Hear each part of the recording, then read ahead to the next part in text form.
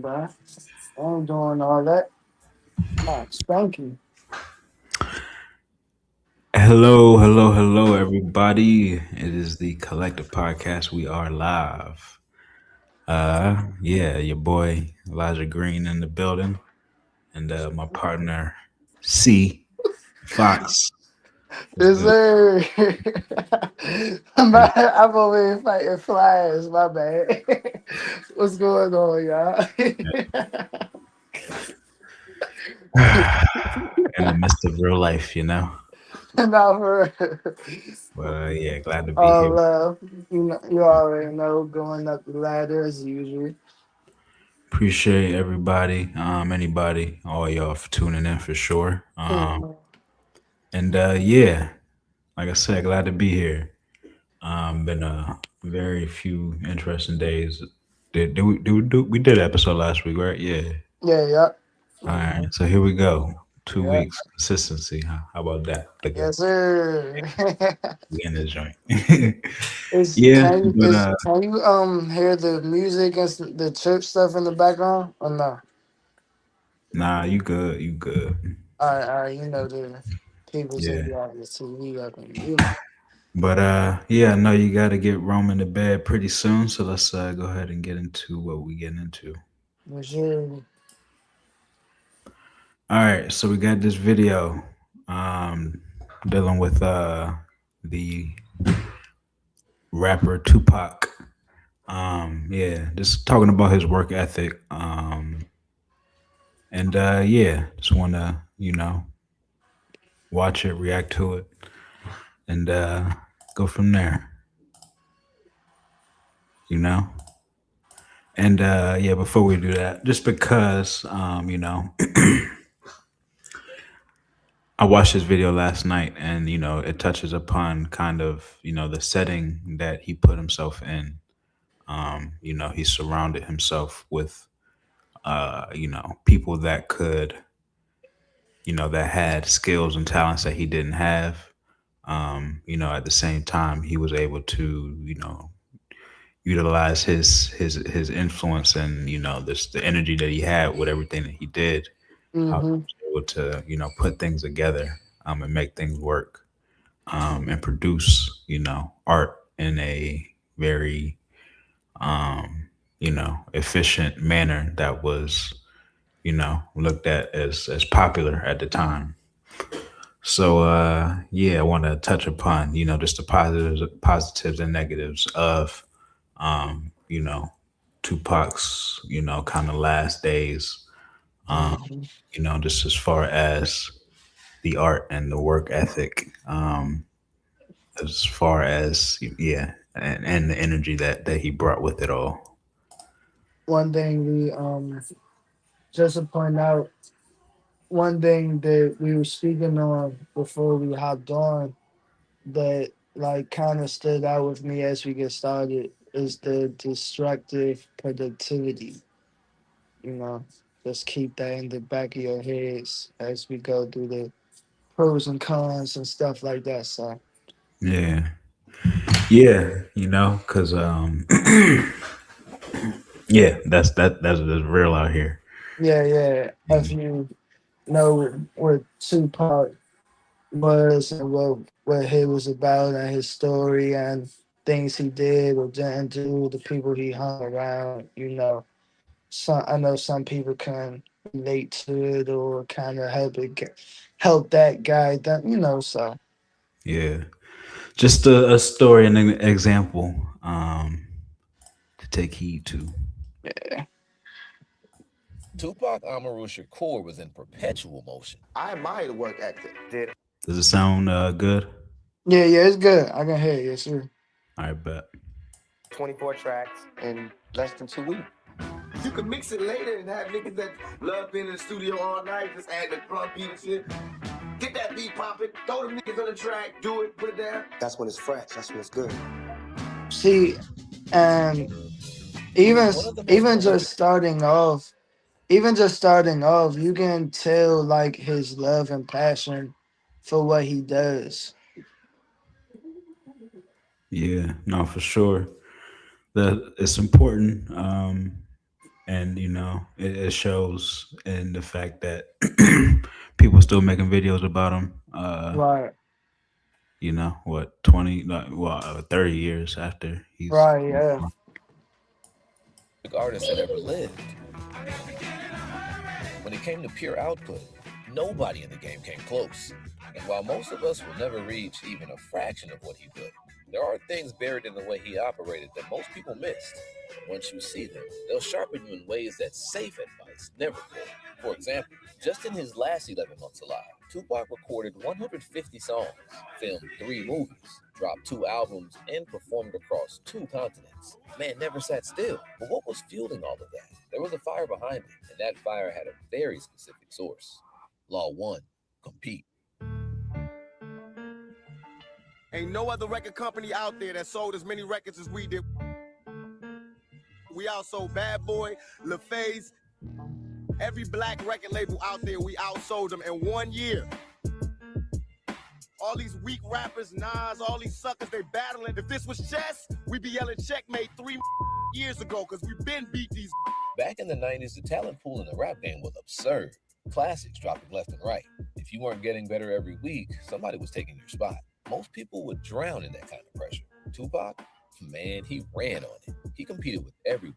Nas, Biggie, Bad Boy Records, the entire East Coast establishment. At 20 years old, still promoting his first record, he went on local television and called out MC Hammer, the best-selling name in hip-hop at the time. He did sell 10 million records, but Crack Fiends bought 10 million rocks. That don't mean crack is good. It was in his DNA. That intensity was contagious. It followed him into every room. When he arrived at Death Row, Corrupt and Daz Dillinger, 2 of the label's own rappers and producers had been spending 12-hour sessions making a single song. Tupac told them they were wasting time. And it was like Tupac, like, man, if y'all in there for 12 hours and you ain't made about 8 records, bullshit. I'm like, damn. And just like that, the pace of the entire building changed. He raised the temperature just by walking in. And I mean that literally. His engineer, Tommy D, said that Tupac used to turn the air conditioning off in the studio and make it hot like prison. He'd want to turn the air conditioning off and make it hot like prison and just totally get into it. Think about that. The man wanted the room to feel like a cell. That was the atmosphere. That's how he liked it. It wasn't a peace, love, and happiness vibe. It was more of get the job done, you get it right, you're concentrating. It's like pro sports, you're not, you know what I mean? Tupac walked into the studio like Mike Tyson, deep in fight camp, hot, grinding, preparing to rip somebody's belt away. And everybody in that room either kept up or got out the way. I didn't know his work habits, right? When we finished. So yeah. What we see so far. I like how they describe his approach and his energy in the studio. I never really thought of it like that before, you know, because his focus and his determined, like he said, it wasn't really like a peace, love, and happiness kind of vibe. Like he got in there like Mike Tyson, like he was ready to dominate and get the job done. He was, you know, I like how they describe it like that. Yeah, no, for sure. And yeah. So, Yeah, not much. I'm just gonna say, it's definitely something I can relate to. right, yeah. Just in a sense of, I like to, how do I say it? You know, yeah, for lack of a better term, you know, I like to like look at my life, kind of as like, you know, art in the way that I live. Yeah. And I take, you know, I take everything I do, and like, you know, I take all of my experiences with me and like I kind of bring it into what I do. hmm Yeah, I'm not gonna get too personal and into you know my habits right now, but yeah, I think anybody that you know whether you whether you play a sport, whether you you know rap, like whatever you do, you're looking to be you know be good at what you do, and you look at Right. the people that he was up against, in a sense, who, when he dropped the album, Nas and Biggie were dropping albums at the same time. Mhm. It's like, those people were pushing each other to be, their best selves, which is definitely a good thing. That just having people who are that that you have to look at, and know that they're coming and they're going to bring it, that forces you to just be on your toes and know Right. that you gotta be on point, and you can't play around. Like, It's you gotta take what you do serious. it's definitely relatable, especially like off what you say in the video itself. It's like sometimes you gotta be in that mode. Like sometimes when you in that mode, like you gotta buckle down and focus and get it done. You know, it's some people that's a little harder to do than others, but at the end of the day, it's like you gotta lock in. Yeah. And we also saw him in the interviews, kind of how he spoke about others. Like, in my opinion, that's the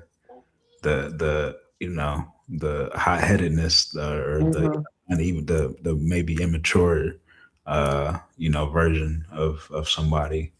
That's just my opinion, but I'll give it. It's putting names out there, and always, um, you know, I think it's more so important to compete in the art than necessarily to, Definitely, always be, definitely. be putting other, just saying other people's names, and for the sake of it. But I to each his think own. I think that's a lost art in a sense because it's like a lot of times nowadays you don't want to step on toes, but it's like nah, step on their toes, step on all their toes, cause, cause like step on their fingers too, Yeah, and cause and at and, the end and of the day, it's like like I give you your flowers, I give you props, but you don't mhm, got it like me. Like I said, it's like a athletic mindset. It's like I give you your flowers, but I'm still the best. Like yeah, you're not gonna ask a basketball player or a boxer or a whatever the case may be. You ask them who the best. They're not gonna say, "Oh yeah, they better than." They're not gonna say that. They're gonna be like, "Yeah, I'm on top." no, for sure. You know, Even if you know let that's you let not you know that, who they even watching. you right, Let you know who they watching, but always, let it be known, like, right. the man.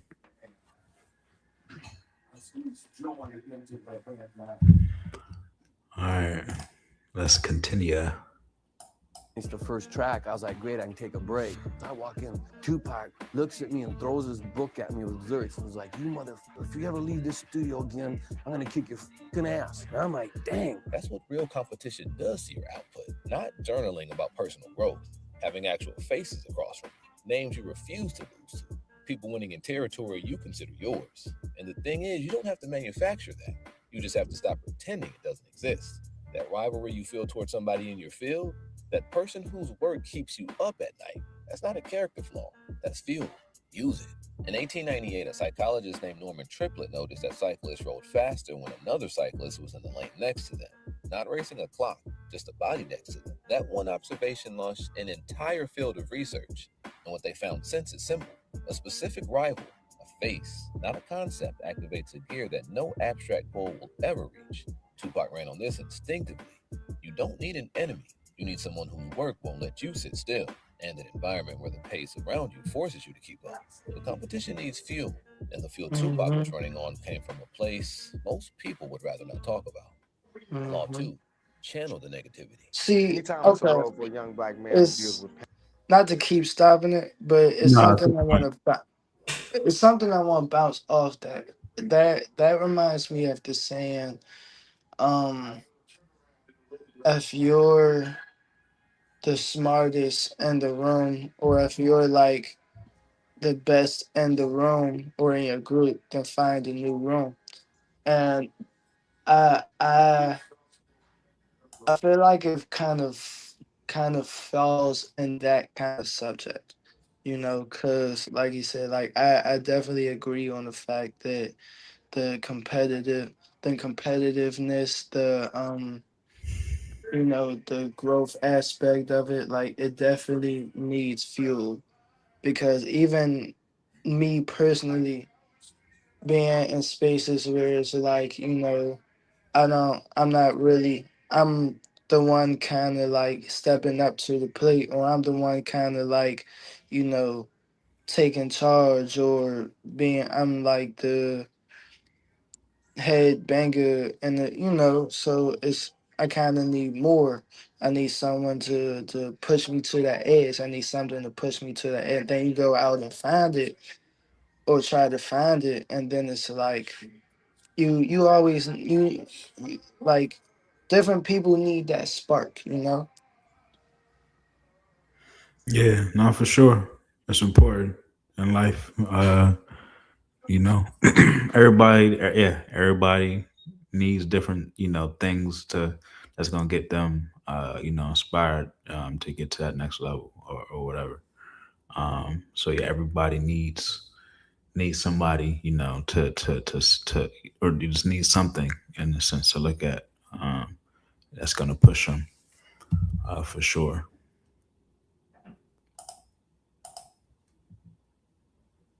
And I mean, a man was signed to Death Row Records. He had access to Tupac, and I mean, he is Tupac. He had access to Dr. Dre and Snoop Dogg. Right, right, yeah, right. Those were the people he was working with. And And just them, knowing them alone, like they was always elevating, always getting better, always working, always experimenting. You never want to stay like in your box, try new stuff. So he had people like that around him. So it was like he had no choice but to keep going higher and higher. It was like I think nah. I was about to say him and Snoop Dogg started acting around the same time, but I want to say Tupac was acting before Snoop Dogg though. yeah, Tupac was acting dry early. Yeah. So he was already like pushing those boundaries and stuff. Hmm. Yeah, for sure. All right.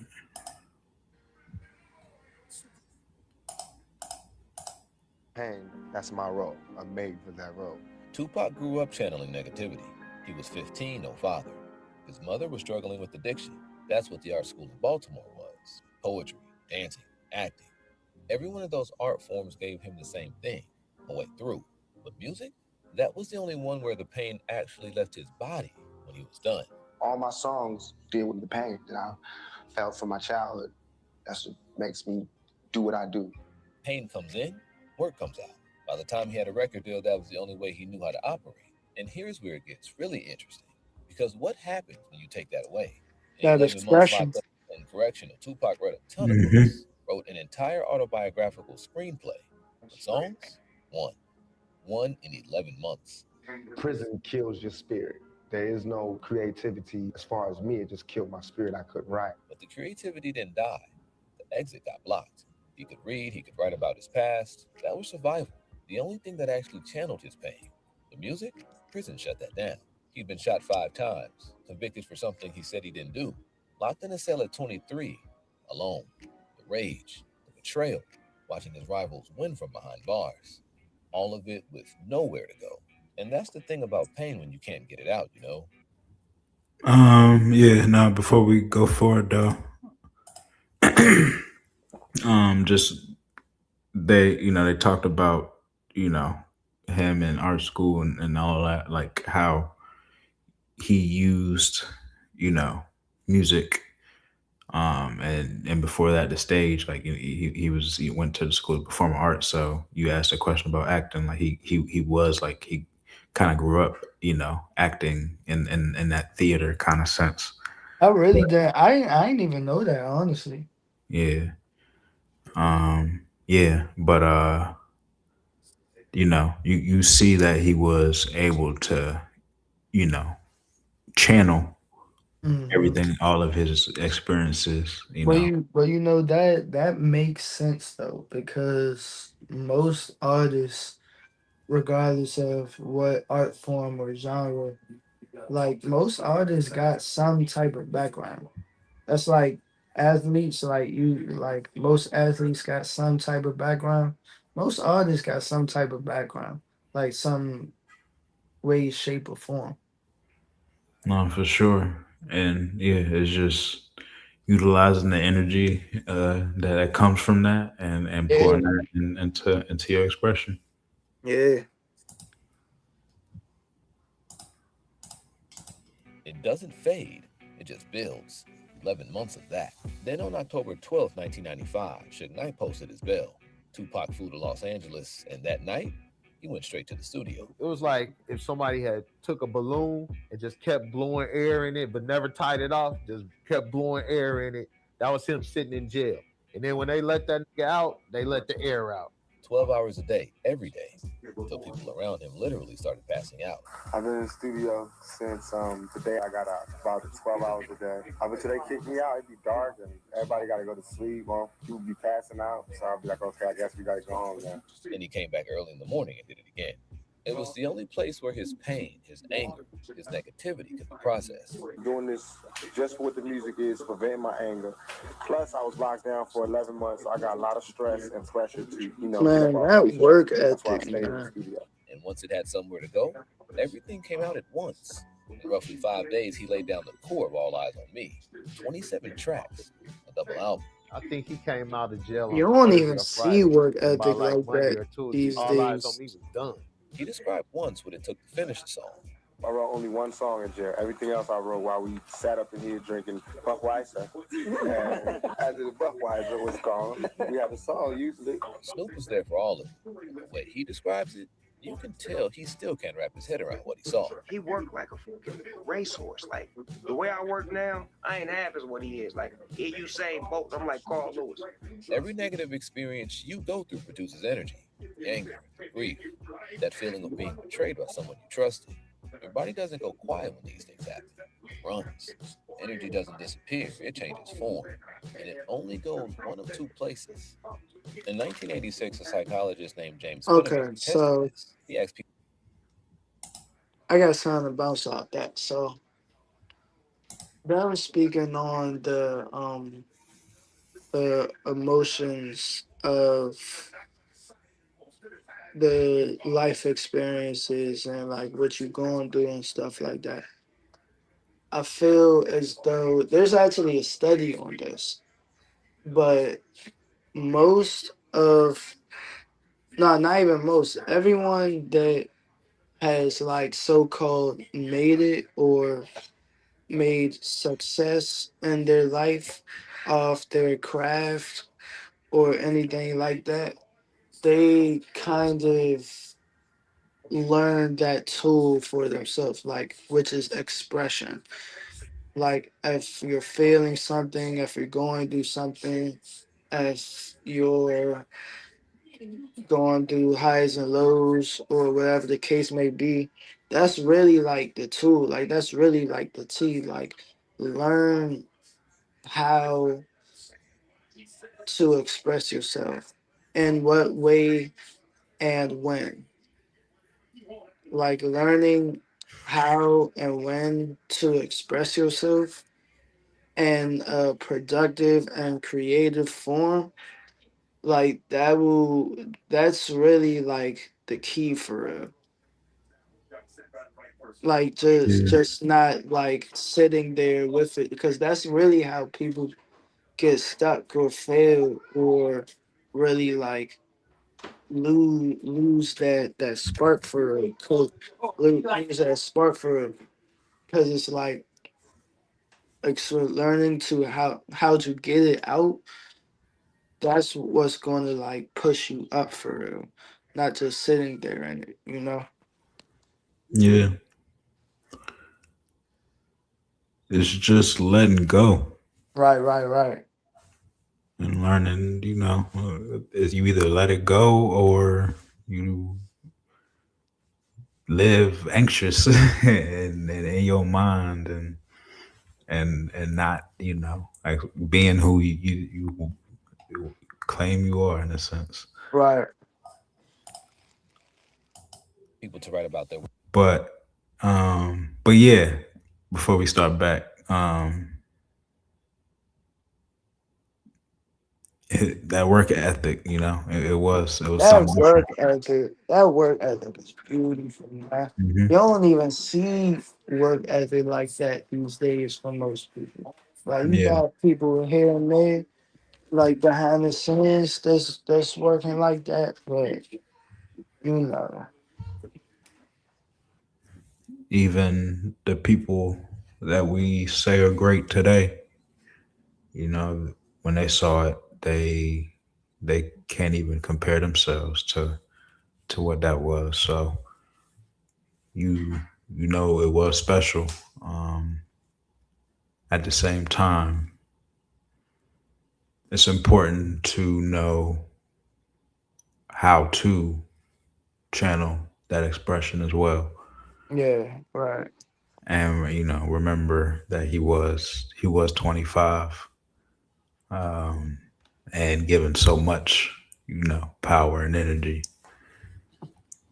One thing I'm learning too, though, to make it short, because this is like a whole nother topic, but just to make it short, like one thing I'm learning within myself, because between us, you've known me for a while, like you know how my work ethic can be. So it's like I'm learning the fact of addictive productivity or excessive productivity.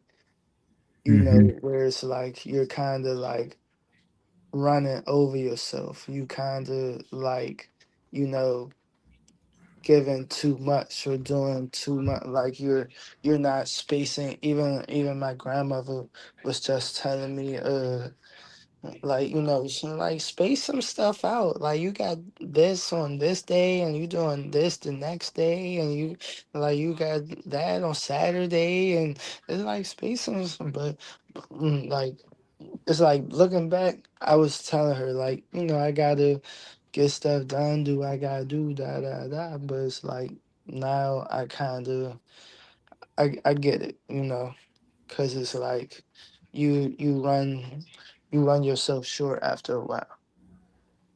Yeah, it's important. You definitely don't want to do that. But at the same time, there is a, you know, a time that you go get it, and Yeah, keep you it go, going. you you know, sometimes you go until Keep you it crash, going. and then you know you crash, and then you come right back, and then you Uh-huh. go again. Uh-huh. So hey, That's the cycle. there's a time and place for everything, for sure. But you got to understand both sides. Right. That's the right. You're right. worst experiences. 15 minutes a day, 4 days straight. The group that got it out visited the doctor at Hold on, I halftime, can't even but see just that then, jump. Tupac didn't process the Appreciate that. There you go. pain and didn't create. He created. That was the processing. I figured this would be the best way to really vent it instead of paying some psychotherapist like $50 million. I just went to the studio. It's cheaper. The act of expressing it forces your brain to process it. Instead of the same thought cycling over and over, you move them out and they stop running you. But that kind of intensity can only last so long unless you know how to manage it. Law 3. Rotate the pressure. On a typical night at Can-Am, Tupac wasn't working in one studio. He was running between all of them. He would come wipe that shit down real quick, like just a cool dude. Come on, you know, we share a blunt and run in there and wrap the shit. Or I'm done. I'm like, all right, I'll see you in a minute. He leave out the studio, walk right out the door, boom. Go around to Studio B, start working with Johnny J. Go in there and do How Do You Want It. Dre sent me the data California Love. Like, let me see what this sound like up front. California Love, made between rooms. Then he'll come back in there with me and we'll do another song. 3 producers running simultaneously, tracks being built in parallel, and Tupac rotating between all of it. That looks like chaos from the outside. From the inside, it was a system, and one he explicitly taught to the people around him. You know, I thought that, you know, about rapping on this, Dad's got to lay his verse. We got to have a finished song when we leave, and that's all we need for the day. Tupac is like, bullshit. It's like you ain't gotta complete them. You just lay one verse on this one, lay a hook on this one, then you go to this other one. I was like, oh shit, I never thought of it like that. Nobody had. That was the whole point. Like, man, spread this shit out, man. I was like, you right. When the resistance hits, you don't stop. You redirect. Same intensity, just a different part of the project. The energy stays alive because you keep it moving. I did my whole house like 3 songs a day because I was just laying it, rocking it, and getting on. He never let himself sit on one track long enough to stall. Every time he stepped away from something and came back, he saw it with fresh eyes. And every time he moved to the next track, he carried momentum from the last one. Yeah, I think that's an important piece there. I think in order to I definitely agree. in order to really be successful, and be able to have that influence, and then you have to understand how to carry that energy. Right. You have to understand. How bounce around and keep it going. Yeah, you have to understand momentum and how to create it, how to build it, even how to dial it down sometimes, Right. But yeah, you got to understand all aspects. And him, bouncing between rooms, working, with the top producers at the time is, just a clear showing of how he was able to produce so many, tracks that people love, and still listen to. So yeah, understand momentum and understand the importance of multitasking as a creative, as an artist, how to, be working on different pieces. Right. And the importance of not, always looking at one thing all the time. Even speaking on, going back to the whole artistry, the painter aspect, it's been times where I've I've I've been working on 2, 3, 4 paintings at a time, or I'll be doing photo shoot. I'll bounce from one photo shoot, be editing the other one, work on this video. Yeah. I feel like after a while too, once you learn your rhythm and learn like your craft and you progress and everything, it it becomes something you do every night. So Yeah. And there's levels to this. So right. when you're learning a skill, you need to be. It's important for you to focus, on a specific task, master that task, and move on. But once you get to a level that you are creating quality, then you have to. It's time to level up and be able to work on different things and then again understanding that momentum and not moving experiencing and bring that experience back so you have have fresh eyes when it comes to your creativity. especially getting to a point where it's like you're in a space where you getting clients or something like that, or anything of that sort of energy. It's like when you're starting to take on orders or do things for other people, not just yourself. It's kind of like sometimes you'll have those moments where it's like you got deadlines or you got like stuff to do and stuff, like you can't really afford the time and the money, time, or space to really like take it one after another. Like you gotta move. So not to rush and mess up, but it's like at the same time you gotta move. So And you got to be a master of your time. You got to right. know how you work and know what your responsibilities are. And I have a lot to do in my day. And at the same time, everybody sees me on my phone all day, and I'm on my, I'm editing something, I'm working on something, trying to post something, I'm doing something. You know, now that's a part of it. You gotta, hey, it's the structure, but you know, it's a little chaos too. You gotta be able to Yeah, right. Yeah. handle the chaos. Don't be scared of the chaos. Uh-huh. In 2017, researchers at Columbia Business School gave people two creative tasks. One group Oh, it finished task happened A again, before Brody. starting I task can't B. see. The other group switched back and forth between them both. The people gotta The group that see. switched outperformed the group that did every time. The reason? Cognitive fixation. Stay on one thing too long and your brain locks into one approach. Like a saw stuck in the same cut. You shift the angle, it starts moving again. Switching breaks the lock. Tupac didn't need the research. He just called it, spread this shit out. He never left the building. He changed rooms. You don't step away from the project, you rotate within it. But there's still one thing that can still kill all of that momentum. And it's the most natural instinct any creative person has. Law 4. Don't look back. At Death Row, there is a ritual every other artist follow. You finish a track, you play it back. You listen, you adjust. You listen again. Sometimes you listen all day. Snoop described how it worked under Dr. Dre. We're going to be in the studio. He got one beat playing. We're going to write to this one beat all day till we make a hit record. When we do a song with Dre, if we finish with it, we listen to that motherfucker all day. Everybody come in and we play that motherfucker. Put it in the car, we listen to it. Take it to the house, we listen to it. And then we come back and do a song maybe a week later. That was the standard. That was how records got made. Tupac didn't do any of that. He would never, most people would come in the studio, hey, let me hear my last 8 songs I did. He never even wanted to hear the shit back. He would never ever request, hey, let me hear that song. And he'd never say nothing like, hey, you know, that mix ain't right or that shit. He didn't give a crap about that. All he cared about, like he said to me once, just put my vocals real loud, turn the drums up, and I don't give a shit about anything else. 3 songs in an hour? He was Never worried about listened to a creating. single. 3 songs, he ain't He's listen not to worried none about being perfect. That sounds reckless.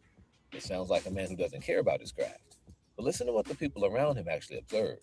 His trumpet player Willie Waldman put it this way. Pac, like the flow, you necessarily didn't have to have the perfect part, but if it flowed right, you were cool. And they moved on. Flow. That's the word. What Tupac protecting wasn't sloppiness. It was the feeling that lived inside the first take. The raw thing that came out of him in the moment. The anger, the pain, the energy from everything we've already talked about. That was in the first pass. Going back to...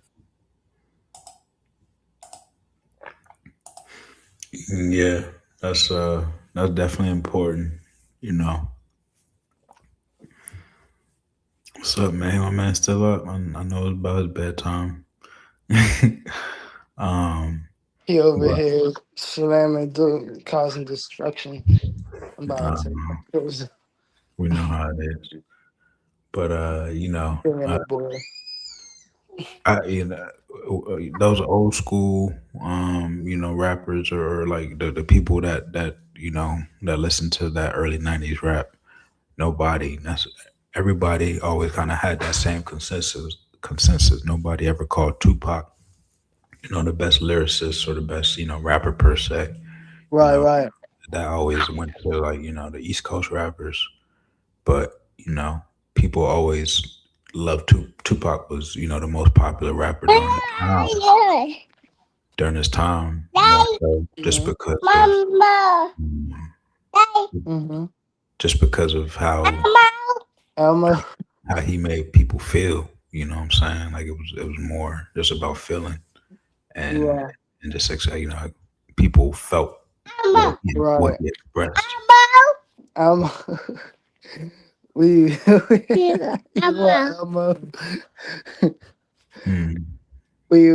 We usually put Elmo on when we getting ready for night, you know.